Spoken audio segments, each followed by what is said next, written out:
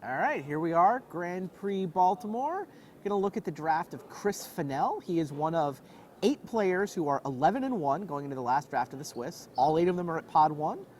Chris is hoping to pick up 2 wins in the next 3 rounds and make another Grand Prix top 8. He's being fed by David Foster, who was the last undefeated, but who did lose in round 12. Foster is being fed by Joseph Martins, and meanwhile, on Chris's left, Craig Wesco and Josh Eder-Layton. Here you see a Hooded Hydra. Hooded Hydra's got to be the pick, right? Got to be the pick, yeah. And he gets to hand off a Feat of Resistance to Craig, which looks like it might be... You're just assuming Craig Wesco's on white? I think it's safe to assume in general that he is. You're also giving him a debilitating injury, so he could certainly take that instead of the Feat, but... In any case, Hooded Hydra. And maybe you're a little disappointed to pass the Secret Plans? I wouldn't be so disappointed. Secret Plan's a powerful card, but it's not necessarily the kind of thing I want to do. It's 2 colors. Yeah, but you might be creating a green-blue morph drafter. It's true. On your left. You take a green morph. Like pack 2, I don't know.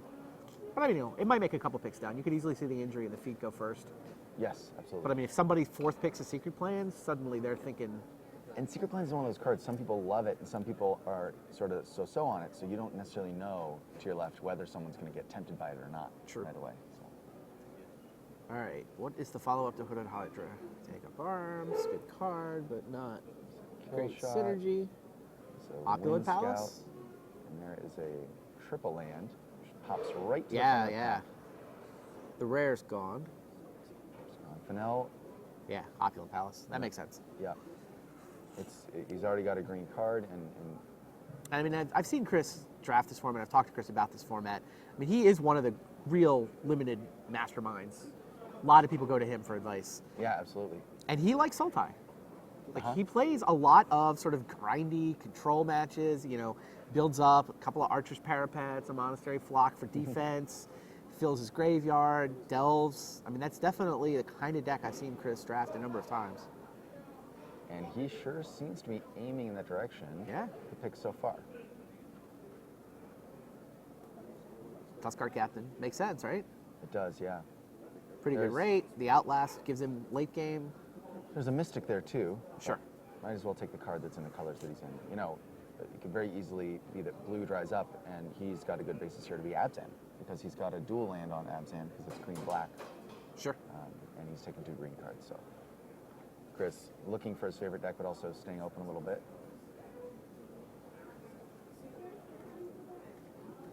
Bear's Companion. He was Temur in the last draft. Bear's Companion. It's a card I really like. Yeah, he had 2 of them in the first draft. It looks like he's going that way again. He says, he's like, all right, look, for some reason, nobody ever drafts Temur. I'll just be the Temur guy. And there's a Willy Loxodon here, too, you could look at. But sure. That dual land he took also does produce 2 of the colors for Bear's Companion. Yep. So. Yeah, that looks like, I mean, he's not committed to Temur at this point, but I mean, he's definitely dipping a toe in the water to see what the temperature's like. And maybe he's like, trying to just be 5 colors. Ooh, Misfire Weaver and a Mystic, wow. Well, he's got to know that blue is open at this point. He just shipped a Mystic. Here's another Mystic and a Misfire Weaver to go along with it. Yeah, and he seems like... He's green-blue. He is I mean, very probably Temur. Yeah. Well, certainly the green-blue piece... pretty easy to decide on, and then he can stay open on whether he wants red or black, and maybe he can splash a little bit of both. Fair. He has nothing black, right, except the Opulent Palace mana? Just the land, yeah.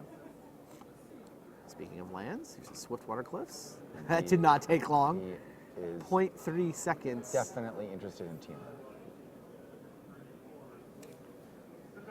Temur. So interesting, both Temur and Sultai tend to be the least drafted clans. Yeah, and something to be said for staking that early claim, right? With, what was it, 3rd pick Bear's Companion? Yeah. Means it's not floating to somebody else. Convincing them to get into it. Oh, here's And the Snowhorn there Rider. He gets rewarded for that, Snowhorn Rider. Identifying that, hey, these kind of cards come around if you're drafting these colors. Yeah, definitely appreciate Chris making sure we can see what he's up to. Yep. Yeah, Snowhorn makes a ton of sense. He is passing a Hooting Mandrills. I mean, he's passing some green. Probably there's a green player somewhere near on his left, but whatever. He's going to get hooked up with green in pack 3 from his right. It definitely looks underdrafted. And sharing colors is impossible, or it's really hard to required in this avoid. format, you know? He's going to take Highland Game. I'm going to take Highland Game. So unless there's a draft... The late Wind Scout floating around. Yeah, so he's obviously prioritizing the 2-drop there. Yeah, He over the Wind wants to make Scout. sure that he can get on the board early. I mean, Wind Scout's not at its best in a Temur deck, I don't think. Right. Barrage of Boulders. I think that's the There's your breakthrough the card. clear choice. Yeah, there's some okay cards in that pack, but they don't have the kind of impact Barrage does. He may not play the Barrage, but he might side it in certain matchups. Summon Prowler's got to be an easy pick up here, right? Looks like it's either is it Summon Prowler or Saga Saga Archer. Depends on how ready he wants to be, I think. Yeah, that's fair. I mean, having the extra... And he goes Singing Bell Strike. Wow, we're all wrong. Well, That was an again, interesting pack. Interesting it was pick, too. Yeah, I've it's a heard some higher people... impact card. Some people think Summon Prowler, I don't know. I see a lot of people draft that in a lot of different places. I've heard people say it might be the best red common, and I've heard other people say you don't ever want to put this card in your deck. Yeah, I like the card a lot, but you have to be base red, obviously. So it looks like a Scout the Borders that just joined the party there. Didn't really get paid off for being Temur super well. He's got a Snowhorn and a Bear's Companion. I mean, it's not nothing. Certainly is not nothing. So here's a Hardened Scales.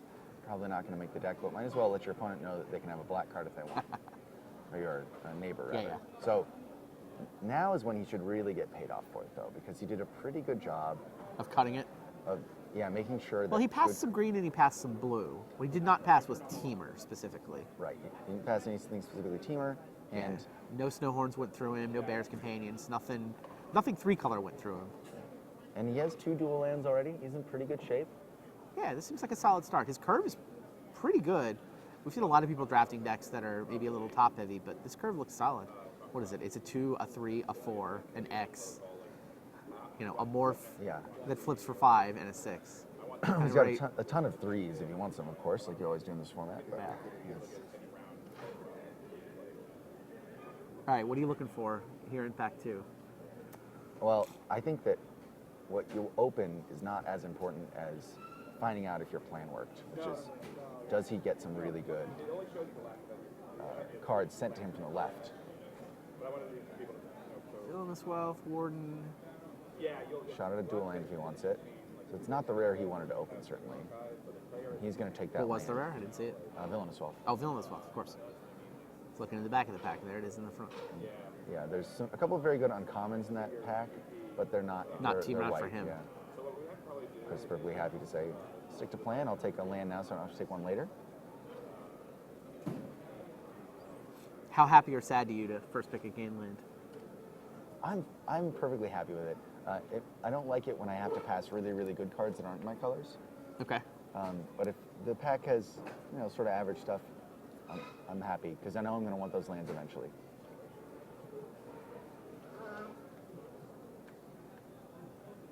Now what? Temur Charger. He likes to look at that Temur Charger. That's it. It's a pretty dry pack. Oh, there's an Alpine Grizzly there. Oh, Alpine Grizzly. And I missed that. that card can be pretty good, but he's going to take the 2-drop, versatile 2-drop, that can give his big creatures trample. It's nice. Grizzly handy for turning on Ferocious, but he doesn't really have any Ferocious effects yet. So I'm sure he wouldn't mind picking up a Savage Punch.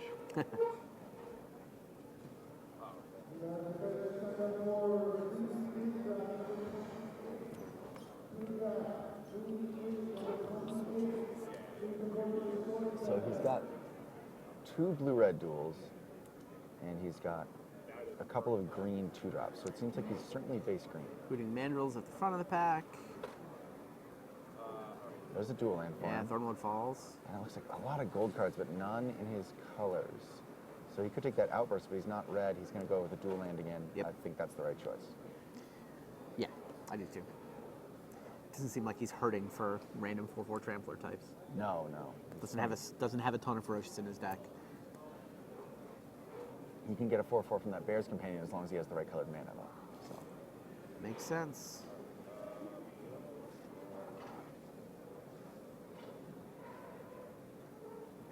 Another shot at a land, and there's a Master the Way. Okay, Master and he is the Way. going to throw that into his pile real quick. Yeah. Solid. Removal spell, card advantage spell, direct damage to players as well. Really versatile card. I like that one a lot. That's a bit of a payoff. Sure, not a Temur card, but There's no blue-red mage, apparently. Right.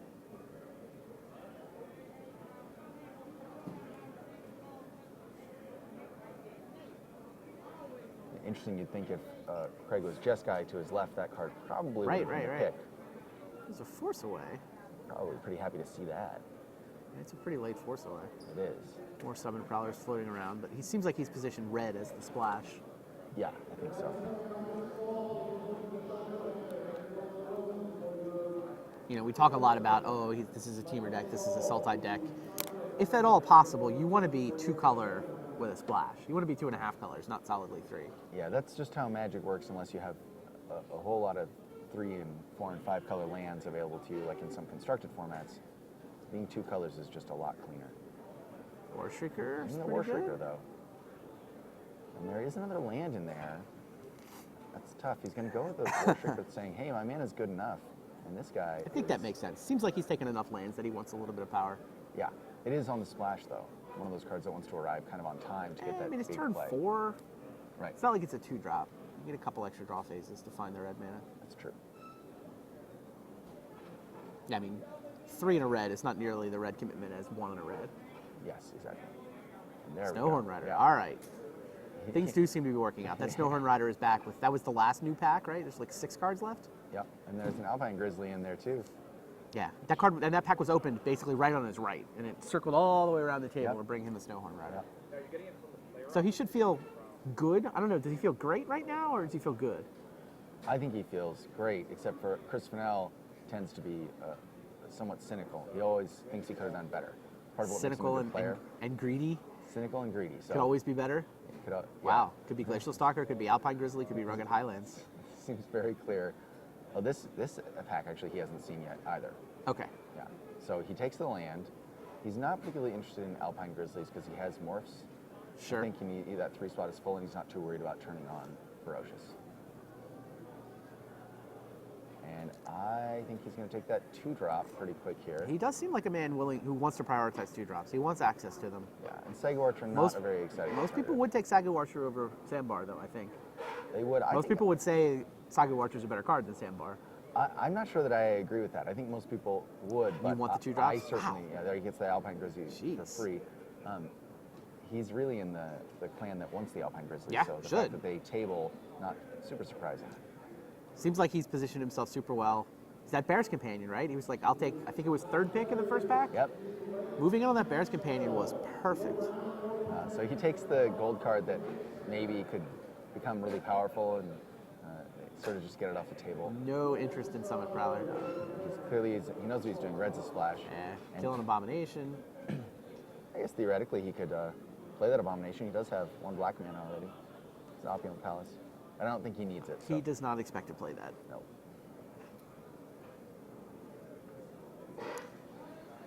And the end of the...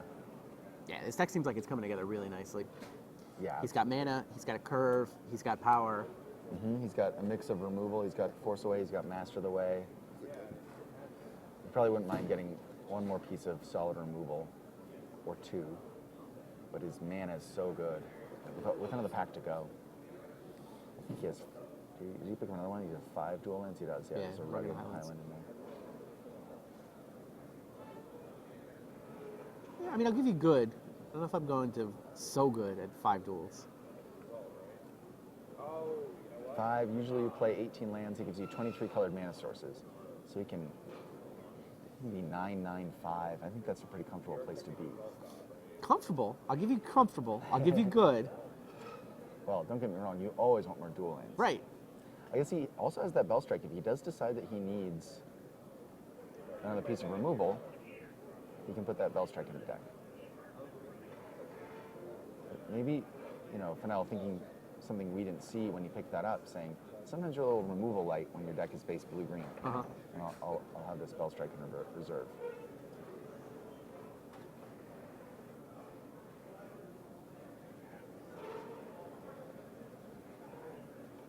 See if, I think right now, Chris is looking to just raise the average power level of his deck. Spell Snatcher. Spell Snatcher's a powerful That would raise card. the power level. Certainly would. And there's an Aerostorm. Is he looking at that Aerostorm? That's removal. Now, is he desperate enough for removal that'll take the common over the rare? He looks like maybe he wants the Wow. finisher. There's a murderous cut there too. Jeez. I would have been tempted by that murderous cut. You know, You're he not just playing reviews. black. Why are you messing your mana? Your deck's so good. I- Mardu's open. Tell me you're not tempted. Sorry, Tell me you're not tempted. I'm not tempted. You're not tempted by a I would have murderous taken cut? Spell Snatcher, but Yeah, I think I would have taken the Spell Snatcher too. Chris, obviously thinking his mana isn't the kind of place where he can say, all right, I'm going to go ahead and play some red cards. Maybe he looked at his blue cards and said, blue's turning into the splash now because I've got a lot of green. interesting. Also, I think almost all of his dual lands have blue. Ice Feather Raven. That is a gift.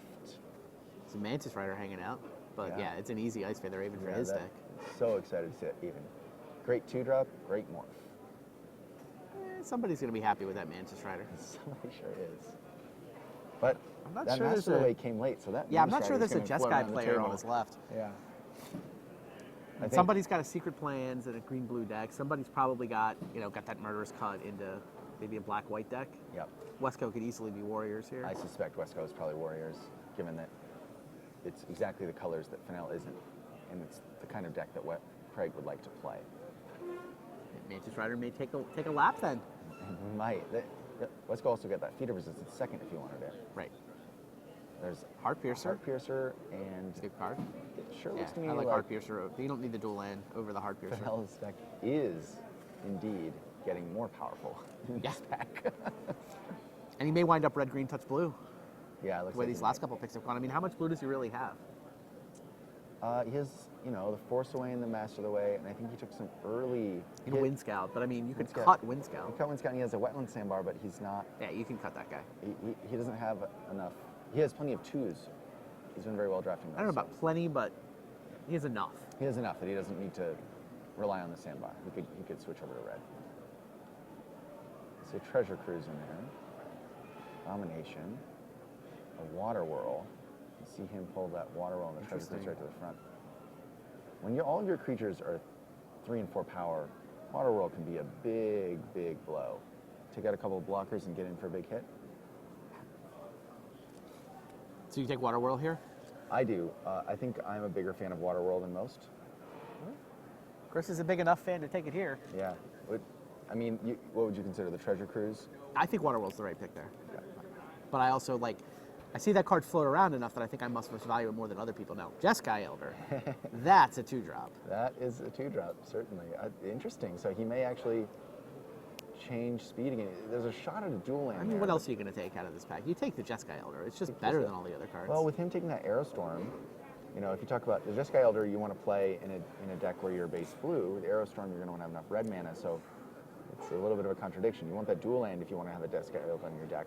And he's also giving himself options. I think he's got more playables than he needs. Yeah, When he sits down to absolutely. build it, it made, wow, another What is Master of the Way? that? What is that doing there? And then, is that a Snowhorn Rider too? Wow. 2 Master of the Way. That's exactly what he wants. Master of the Way? Yeah. Now, he probably doesn't need that Aerostorm, and he can just go back to saying, red is just my splash. This deck seems great. Yeah, really good, really good.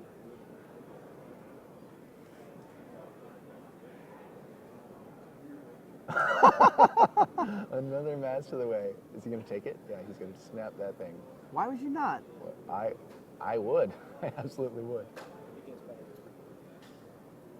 So, Chris Fennell is suddenly looking to set up maybe a game state where he just plays blockers and then points Master of the Way at your face over and over again. He just draws another one.